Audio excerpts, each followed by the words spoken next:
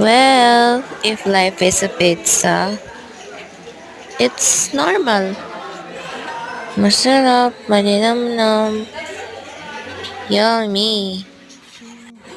Kaso hindi araw-araw.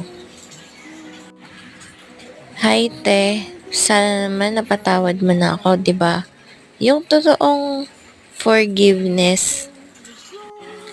Oh, public apology to sa YouTube account ko. Kung nakasubscribe ka, matagal na rin naman ako humingi ng tawad sa'yo eh.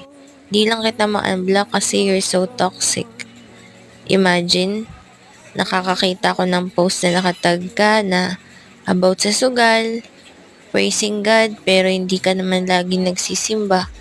At tuloy-tuloy pa din ang pagsusugal mo, knowing na hardworking si kuya sa abroad.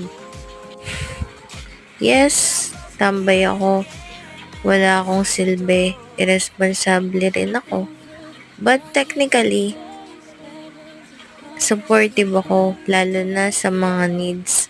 Kapag may events, kapag galawang Lira Lebosada, andyan ako. Ako yan eh. Sana irespote mo. Respeto.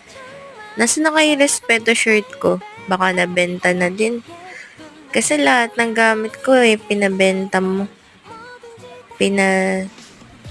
Drop off mo kung saan. Sobrang selfish mo eh. Di mo naisip, meron kang kapatid na investor. Dapat nakinabang ka sa akin.